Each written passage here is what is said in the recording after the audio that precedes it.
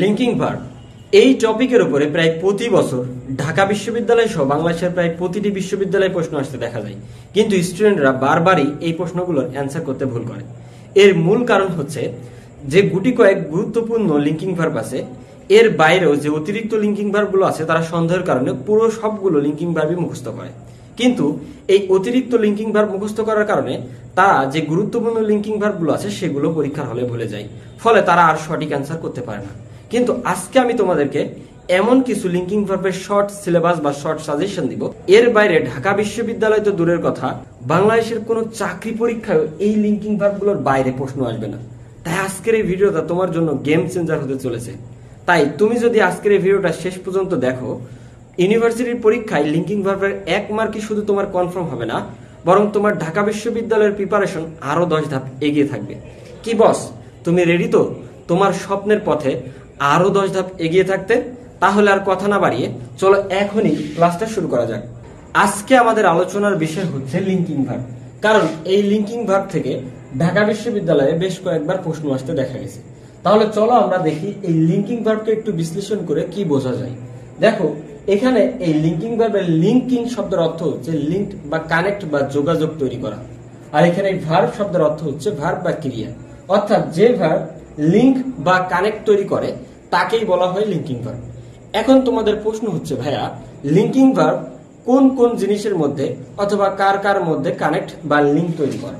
দেখো, linking verb হচ্ছে subject, কি ভাইয়া, সাবজেক্ট এবং কমপ্লিমেন্ট, কি কমপ্লিমেন্ট, এই দুইটা জিনিসের মধ্যে লিঙ্ক বা কানেক্ট তৈরি করে। এখন প্রশ্ন হচ্ছে কোন কোন জিনিস সাবজেক্ট হতে পারে? দেখো, সাবজেক্ট হতে পারে মূলত নাউন, কি ভাইয়া, নাউন এবং নাউনের প্রোভার্সন, প্রোনাউন হতে পারে। তার মানে সাবজেক্ট, নাউন এবং প্রোনাউন হতে পারে। আর কমপ্লিমেন্টের মধ্যে হতে পারে হচ্ছে নাউন এবং হচ্ছে অ্যাডজেক্টিভ। তাহলে ভাই আমরা বুঝলাম যে লিঙ্কিং ভার্ব সাবজেক্ট অর্থাৎ নাউন এবং প্রোনাউনের সাথে কমপ্লিমেন্ট অর্থাৎ নাউন এবং অ্যাডজেক্টিভের সংযোগ প্রদান করে। তার মানে আমরা বুঝলাম যে লিঙ্কিং ভার্বের পূর্বে যে নাউন অথবা প্রোনাউন বসে তাকে সাবজেক্ট বলে, এবং লিঙ্কিং ভার্বের পরে যে নাউন অথবা অ্যাডজেক্টিভ বসে তাকে কমপ্লিমেন্ট বলে। এখন নাউন কমপ্লিমেন্ট হতে পারে ওই সকল ভার্বের ক্ষেত্রে যেই সকল ভার্ব হচ্ছে বি ভার্বের সাথে সম্পর্কিত। অর্থাৎ বি ভার্ব বলতে কি বোঝায়? দেখো, বি ভার্ব বলতে am, is, are, be, become, এইগুলো হচ্ছে বি ভার্ব সম্পর্কিত ভার্ব। তার মানে বি ভার্ব সম্পর্কিত ভার্ব ছাড়া আর কোথাও এই নাউন কমপ্লিমেন্ট হিসাবে ব্যবহার হতে পারে না। কিন্তু বাকি সব যে ভার্বগুলো আছে, অর্থাৎ নিচে তোমরা যেই ভার্বগুলোর লিস্ট দেখতে পাচ্ছ, এই ভার্বগুলোর পরে কমপ্লিমেন্ট হিসাবে সর্বদাই অ্যাডজেক্টিভ বসে। তার মানে আমি বোঝাইতে চাচ্ছি, যদি লিঙ্কিং ভার্ব হয় তাহলে লিঙ্কিং ভার্ব যদি বিকাম না হয়, অ্যামিজার না হয়, অর্থাৎ আমরা যে জানি অ্যামিজার মানে হওয়া, বিকাম মানে হওয়া, বি মানে হওয়া, এই ভার্বগুলোর মধ্যে না হয়, তাহলে ওই ভার্বের পরে যে ওয়ার্ডটি বসবে, তার মানে লিঙ্কিং ভার্বের পরে যে ওয়ার্ড বসে সেটা তো অবশ্যই কমপ্লিমেন্ট। তার মানে যে ওয়ার্ডটি বসবে সেই ওয়ার্ডটি সর্বদাই অ্যাডজেক্টিভ হবে। এবং নিচে যেই ভার্বগুলো তোমরা দেখতে পাচ্ছ এই ভার্বগুলোর পরেও সর্বদাই অ্যাডজেক্টিভ বসবে। তাহলে চলো এখন আমরা দেখি কোন লিঙ্কিং ভার্বগুলো থেকে প্রশ্ন আসে আর কোন লিঙ্কিং ভার্বগুলো থেকে প্রশ্ন আসে না। দেখো, প্রথমে আমরা লিখেছি যে লিঙ্কিং ভার্বের বাইরে প্রশ্ন আসবে না 99.99%। যদি 100% দেওয়া যেত তাহলে আমরা এখানে 100%ই লিখতাম।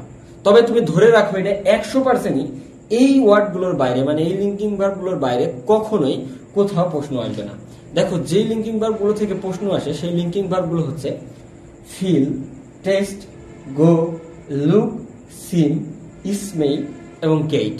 দেখো, এখানে ফিল শব্দের অর্থ হচ্ছে কোনো কিছু অনুভব করা, টেস্ট শব্দের অর্থ হচ্ছে কোনো কিছু স্বাদ নেওয়া, গো মানে কোনো কোথাও যাওয়া, লুক মানে কোনো কিছু দেখতে হওয়া বা কারো মতো হওয়া, এখানে সিম শব্দের অর্থ হচ্ছে মনে হওয়া, ঠিক আছে। স্মেল শব্দের অর্থ হচ্ছে ঘ্রাণ নেওয়া, এবং গেট যখন লিঙ্কিং ভার্ব হিসেবে ব্যবহৃত হয় তখন তার অর্থ হয় হওয়া। দেখো ভাই, তুই আমার প্রতি বিশ্বাস রাখ যে এই টপিক মানে এই ভার্বগুলোর বাইরে, এই লিঙ্কিং ভার্বগুলোর বাইরে জীবনেও কোনো পাবলিক বিশ্ববিদ্যালয়ে প্রশ্ন হবে না। এই যে অতিরিক্ত যে লিঙ্কিং ভার্বগুলো দেখতেছো না, এইগুলো থেকে আজীবনও প্রশ্ন হবে না। তাহলে চলো এবার আমরা একটু অতিরিক্ত লিঙ্কিং ভার্বগুলোর সাথে পরিচয় হই। দেখো অতিরিক্ত লিঙ্কিং ভার্ব হচ্ছে মেক, তারপর হচ্ছে run, grow, remain, appear, read, তারপর হচ্ছে turn, constitute, equal and represent. দেখো এই যে নিচে যে ভার্বগুলো দেখতে পাচ্ছ, লিঙ্কিং ভার্বগুলো দেখতে পাচ্ছ, এগুলো একেবারে অতিরিক্ত ফাও। এগুলো পড়ার তোমার কোনো দরকারই নাই, এগুলো থেকে প্রশ্ন আসবেই না। তুমি আমি দেখে রাখো, তুমি খাতায় লিখে রাখো, তুমি যখন ঢাকা বিশ্ববিদ্যালয়ের পরীক্ষা দিয়ে দিবা, রাজশাহী ইউনিভার্সিটির পরীক্ষা দিয়ে দিবা, দেখবা এইগুলো না, এই উপরের এই ভার্বগুলো থেকেই প্রশ্ন আসছে।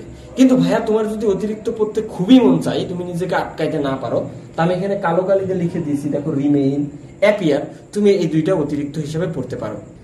কিন্তু এখন তোমাদের অভিযোগ হচ্ছে যে ভাইয়া আপনি আমাদের লিঙ্কিং ভার্বে শর্ট সাজেশন দিলেন, সেটা নাই বুঝলাম, কিন্তু এই শর্ট সাজেশন লিঙ্কিং ভার্বগুলো তোমাদের মুখস্থ থাকে না। এখন এই লিঙ্কিং ভার্বগুলো মুখস্থ রাখার একটা শর্ট টেকনিক দেন। দেখো আজকে আমি তোমাদের এমন একটা শর্ট কৌশল এবং জাদুকারী কৌশল শেখাবো, তোমাদের আজকের পর থেকে আর কোনোদিন লিঙ্কিং ভার্ব মুখস্থ করা লাগবে না। তোমরা শুধুমাত্র একটা গল্প মনে রাখার মাধ্যমেই তোমরা লিঙ্কিং ভার্বগুলো খুব সহজে মনে রাখতে পারবে এবং পরীক্ষায় লিঙ্কিং ভার্বের অ্যান্সার করতে খুব ভালো পারফরমেন্স করতে পারবে। তাহলে চলো এখন আমরা গুরুত্বপূর্ণ লিঙ্কিং ভার্বগুলো মনে রাখার জাদুকরী কৌশল দেখাই। কৌশলটা হচ্ছে, তোমার গ্রামের চাচাতো বোন, নাম তার লিঙ্কিং সাদিয়া, মেলায় গেল আচার কিনতে। আচার একটু টেস্ট করতেই ফিল করলো আচার থেকে ব্যাড স্মেল বের হচ্ছে। তারপরে দেখো সাদিয়া দোকানদারের উপরে ক্ষিপ্ত হয়ে বা রাগান্বিত হয়ে বলল, গো টু হেল, অর্থাৎ আপনি জাহান্নামে যান, আপনার আচার পচা।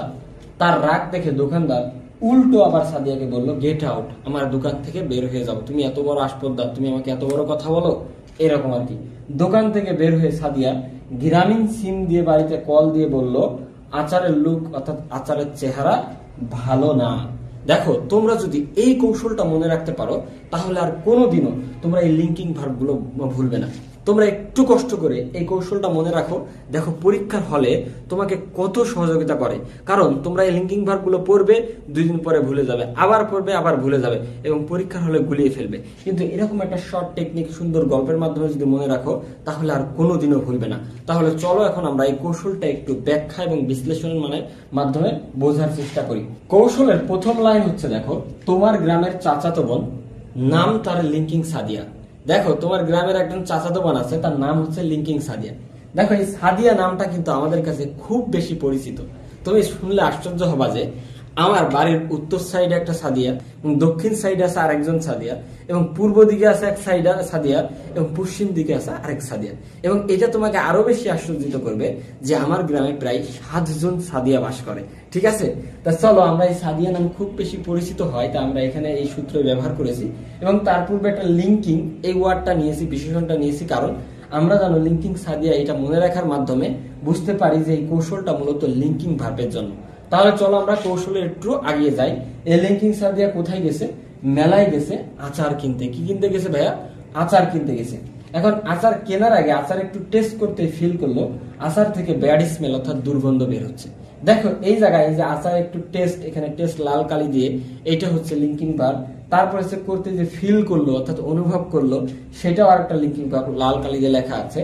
এবং তারপরে আচার থেকে যে ব্যাড স্মেল, এখানে শুধু স্মেল যে লাল কালি দিয়ে লেখা আছে, এইটাও হচ্ছে লিঙ্কিং ভার্ব। তার মানে আমরা এই এক লাইনে লিঙ্কিং ভার্বের 3টা পেয়ে গেলাম এবং লিঙ্কিং সাদিয়া মানে আমরা বুঝলাম যে এগুলো লিঙ্কিং ভার্ব। তাহলে চলো আমরা এখন কৌশলটার সামনের দিকে আগাই। দেখো সাদিয়া দোকানদারের উপর রাগান্বিত বা ক্ষিপ্ত হয়ে বলল, গো টু হেল। কারণ দোকানদার বা দোকানে পচা আচার বেচতেছে, এজন্য সাদিয়ার রাগ হয়ে গেছে। এবং সাদিয়া রাগ করে বলতেছে, গো টু হেল, আপনি জাহান্নামে যান, আপনার আচার হচ্ছে পচা। দেখো এই জায়গায় এই যে গো, কি ভাইয়া? গো টু হেল অর্থাৎ জাহান্নামে, এই গালিটার মধ্যে মানে রাগ প্রকাশের ক্ষেত্রে গো টু হেল বলে, এখানে গোটা হচ্ছে একটা লিঙ্কিং ভার্ব। আশা করি মনে থাকবে না। তাহলে চলো সামনের দিকে যাই। দেখো তার রাগ দেখে দোকানদার আবার উল্টো পাল্টি খেলো, মানে আর উল্টো বললো, গেট আউট, যাও, তোমার মতো মেয়ের দরকার নেই আচার কেনার, অনেক দোকান আমার খদ্দের আছে, তারা কিনবে, তুমি দোকান থেকে বের হয়ে যাও। ঠিক আছে, দেখেন দেখো এই যে গেট আউটের মধ্যে শুধু গেট, এই গেটটা হচ্ছে একটা লিঙ্কিং ভার্ব। তাহলে দেখো কত মজায় মজায় তুমি শিখে যেতে পারো। তাহলে চলো আমরা একটু সামনের দিকে আগাই। দেখো দোকান থেকে বের হয়ে গেল সাদিয়া, বের হয়ে কি করলো? গ্রামীণ সিম দিয়ে বাড়িতে কল করলো। দেখো এখানে আরো বেশি মজার ব্যাপার, গ্রামীণ সিম দিয়ে কল করছে, কি দিয়ে? গ্রামীণ সিম। দেখো ওই সিম বানান যদিও আলাদা, কিন্তু তোমাকে মনে রাখতে হবে যে আমাদের এটা হচ্ছে কৌশল, আমাদেরকে একটু মিলিয়ে নিতে হবে, ঠিক আছে? সিম বানান SEEM, অর্থাৎ গ্রামীণ সিম দিয়ে বাড়িতে কল দিয়ে বললো আচারের লুক, অর্থাৎ মেলায় যে আচারগুলো উঠছে সেগুলো চেহারা ভালো না, সেগুলোর চেহারা পচা পচা। ঠিক আছে, মনে থাকবে না? তুমি যদি এই কৌশলটা মনে রাখো তাহলে আমি তোমাকে গ্যারান্টি দিচ্ছি 100% তোমার ঢাকা বিশ্ববিদ্যালয় সহ বাংলাদেশের অন্যান্য পাবলিক বিশ্ববিদ্যালয়ে প্রশ্ন কখনো আর ভুল হবে না। তুমি এই কৌশলটা মনে রেখে দেখো, এবং এই কৌশলের বাইরে আর কোনো লিঙ্কিং ভার্ব থেকে জীবনও প্রশ্ন আসবে না ইনশাল্লাহ।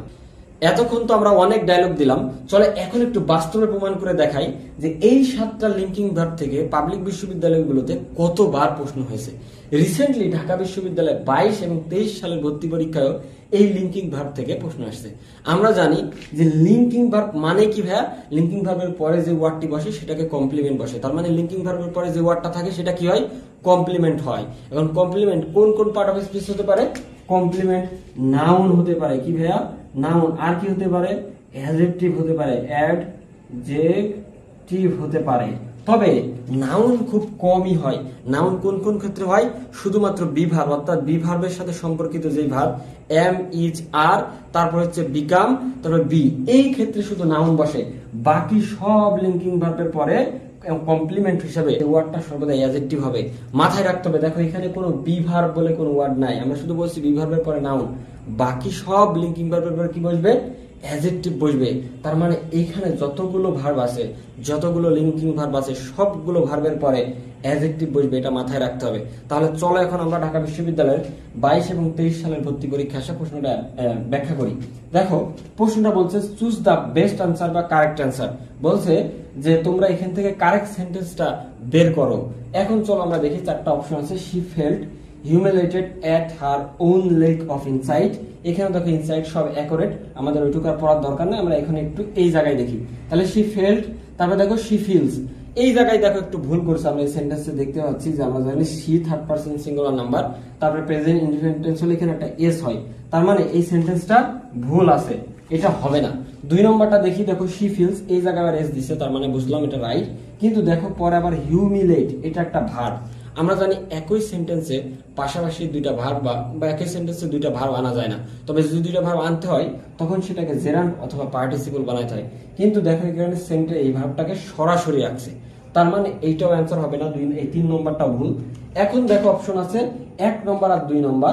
এখানে এটা হচ্ছে, দেখো এখানে হচ্ছে প্রেজেন্ট পার্টিসিপল আর পাস্ট পার্টিসিপল। এখন মাথা গেছে স্টুডেন্টদের গুলায়া, যে বুঝলাম যে ফিলের পরে যে আমরা বুঝলাম যে ফিল, শি ফিলস, এটুকু রাইট আছে, শি ফিল এটাও রাইট আছে। কিন্তু এখন হিউমিলেটিং হবে না হিউমিলেটেড হবে? কারণ আমাদের রুলস হচ্ছে লিঙ্কিং ভার্বের পরে কি হয়? অ্যাডজেক্টিভ বসে। তাহলে আমরা জানি ভার্বের সাথে আইএনজি যোগ করে অর্থাৎ প্রেজেন্ট পার্টিসিপল অ্যাডজেক্টিভ হয়, আবার ভার্বের সাথে ইডি যোগ করেও আবার অ্যাডজেক্টিভ হয়। তো এখন তো মহা মুসিবত, কোনটা অ্যান্সার নিব? দেখো এখানে এটা আরো বেশি চমৎকার, এটা তোমরা আরো খুশি হবা যে আমি তোমাদেরকে এটা একটু যদি ব্যাখ্যা করে দিই। দেখো আমাদের ভাষায় একটু পরিচালিত আছে যে মানুষের ক্ষেত্রে পাস্ট পার্টিসিপল হয়, কি করতে হয়? পিপি, মানে পাস্ট পার্টিসিপল। কারণ তুমি একটু দেখো যে he is interested person, he is interested. আর আমরা যখন বলি যে দ্য স্টোরি ইজ ইন্টারেস্টিং, এটা আমরা সকলেই বলি, এটা একটা কমন কথা। The story is interesting, it is interesting, it is interested হয় না। বস্তুর ক্ষেত্রে কি হয়? বস্তুর ক্ষেত্রে ইন্টারেস্টিং অর্থাৎ প্রেজেন্ট পার্টিসিপল হয়, আর ব্যক্তির ক্ষেত্রে পাস্ট পার্টিসিপল হয়। এটা পার্টিসিপলের একটা রুলস। তার মানে আমরা এখন বুঝে ফেলতেছি, দেখো শি হচ্ছে ব্যক্তি, তাহলে ব্যক্তির হতে কি হয়? পাস্ট পার্টিসিপল হয়। তার মানে 1 নম্বর রাইট এবং 2 নম্বর হচ্ছে কাটা। তাহলে এক নজরে দেখে নিই বাকি লিঙ্কিং ভার্বগুলো থেকে কোন কোন পাবলিক বিশ্ববিদ্যালয়ের প্রশ্ন আসছে। দেখো সিম, এই লিঙ্কিং ভার্বটার উপরে সিইউ অর্থাৎ চট্টগ্রাম ইউনিভার্সিটির ডি ইউনিটে প্রশ্ন করা হয়েছিল। তারপরে দেখো ইসমাইল, এই লিঙ্কিং ভার্বটার উপরে ঢাকা বিশ্ববিদ্যালয়ের ডি ইউনিটে 96 এবং 97 সালের ভর্তি পরীক্ষায় প্রশ্ন করা হয়েছিল।